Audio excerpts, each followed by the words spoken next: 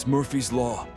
When things go wrong, they always seem to happen at once, and they just compound on top of each other. And it's pretty easy sometimes to feel beaten when you're faced with all those issues and all those problems, and they all hit you at the same time. But let me tell you, that doesn't mean give up. In fact, it means the opposite. It means it's time for you to fight harder, to dig in. It means it's time for you to go on the war path. But there will be the moment when the only person left to rely on is yourself. It is therefore my first suggestion: question and ask yourself, how can I learn to properly navigate without guidance? Now just take a moment to imagine. You're the captain on the ship located on the vast ocean. What you are facing is stormy weather, dark and heavy clouds, and the ship is carried along the up and downs of the waves. In such a situation, I strongly trust that it is not enough to purely rely your actions on intellectual knowledge, to sharpen the senses and being able to see possibilities beyond what the eyes are able to see. This truly is a sign of right knowledge. If you can list the effed up things that have happened in your life, and you can put that on a list, and you've somehow made it past all of this, to be in a position where you can still go make some stuff happen, that's what you have in common with every hero of every story, of every autobiography of, is how much happened to you that should have broken you, that did not break you, so that you were able to then and ride. What's the heaviest thing that you carry around with you?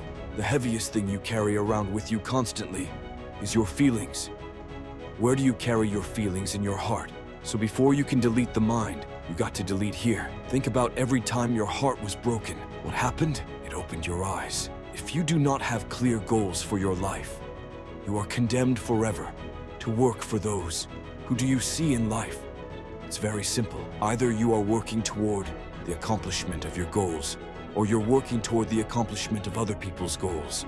If you can be honest with yourself about what you truly want and take responsibility for creating it, you will. You don't have to be special. You just have to get up every day, put one foot in front of the other, and work hard to do a little better than you were yesterday. And one of these days, you are going to wake up and realize that you not only changed yourself, but you are now in the middle of living the life you were once jealous of. And then you get started. And I'm going to tell you right now, it won't be easy. It will be hard. Because life is hard. That's what life is. And these challenges that you face, they're going to do their best to take you down. Do not let them.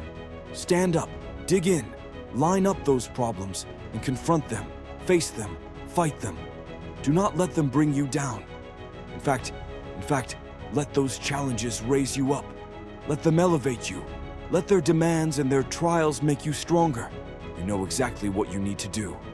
Stop pretending like you don't know. You continuously scroll on the internet looking for more answers, looking for more information, looking for another way to inspire yourself to move in the direction you already know you want to move in. You're completely wasting your time.